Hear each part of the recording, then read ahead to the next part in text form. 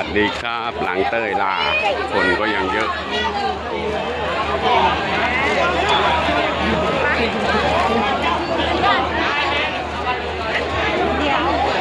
คนยังเยอะอยู่เลยนะครับมาส่งลูกสาวกลับบ้าน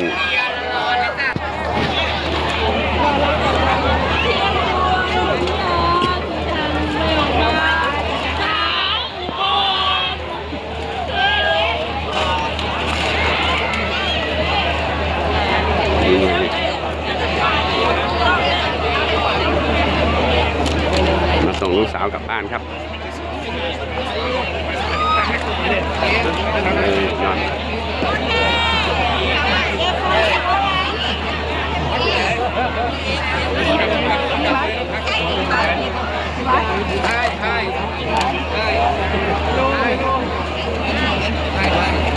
บรรยากาศอบอุ่นครับส่งลูกสาวกลับบ้าน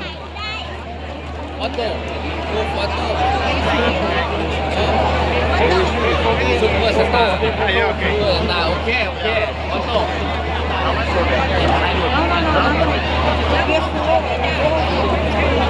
เรียนภาษาอังกฤษเมื่อวานเนี่ย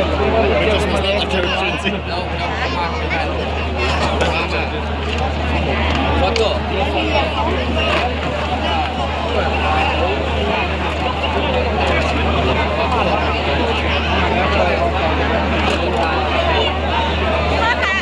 Come on. Come on.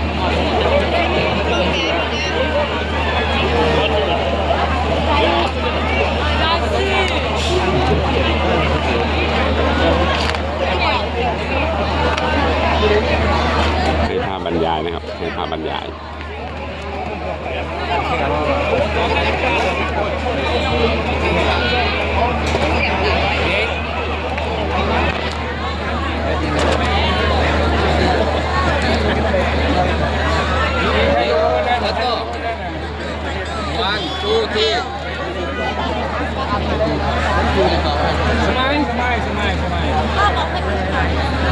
นี่แค่โอ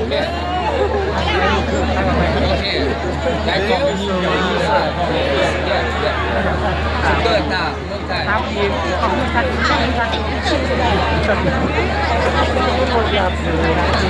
นี่คือขอบคุณครับ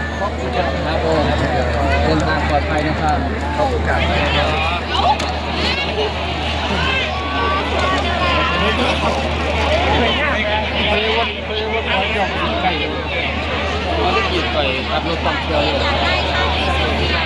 ดูบรรยากาศอบอุ่นครับส่งลูกสาวกลับบ้าน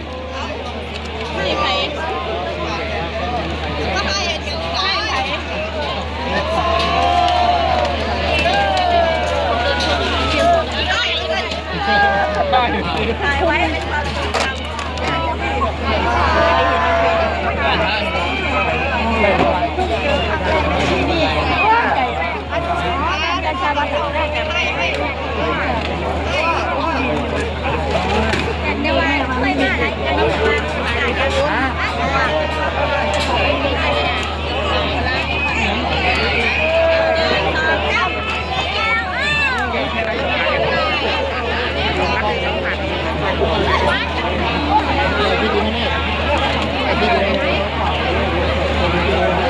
เป็นหนายังไงองค์เองครับง่ามว่าเขาอยากมาทายจอด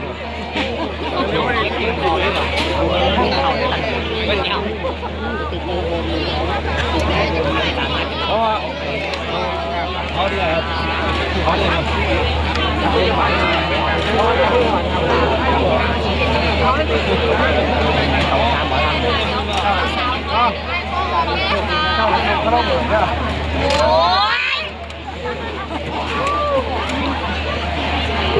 เห็นว่า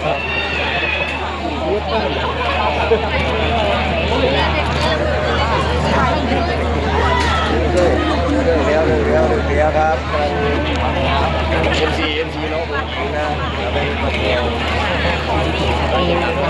เข้าไปถึงบ้างแล้วพ่อให้หัวหน่อยเจ้าหัวไหลหัวไหน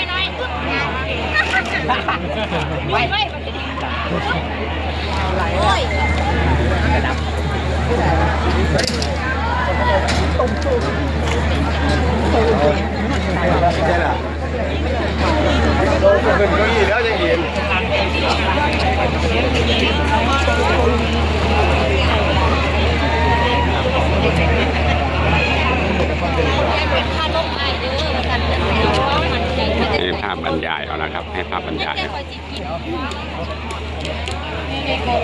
ส่งเลยจะรอเนาะจะรอเนาะจะรอเรื่องไอ้คอนก็อีกอย่างคนส้มไอ้จะรอค่ะ ไอ้ให้เต็ม ที่หนูดูเล่นแม่ไหวเดี๋ยวเล่นจะทันไก่ค่ะกระเด็นไม่ให้ติ๊บเดี๋ยวแจกตับนะกระเด็นมีขาวมีดำเลยถ้าไม่ติ๊บเดี๋ยวตับนะอย่าได้เลย ได้เลยแต่ไม่ถึงงานก็มันลอกลูกดีไม่ได้เลยลูก จับมือ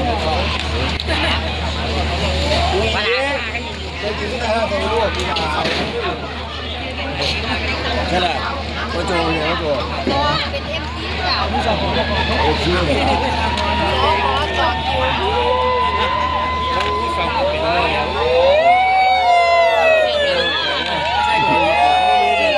มีเงินสูตร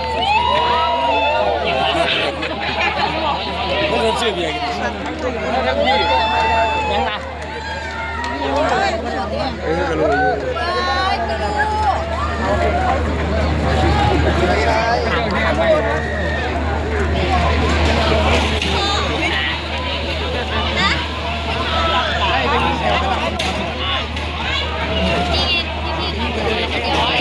งไงก็รู้สอบจะเป็นอย่างมึงสิ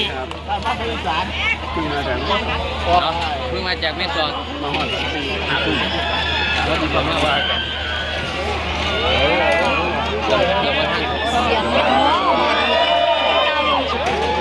ตอนกำลังเดินมันคืนไม่ได้ไปมันคืนไปส่งลูกค้าอยู่ในสวนกลับมาเนี่ย พูดแหละอีก ตัวนี้ รถไก่เลยยัง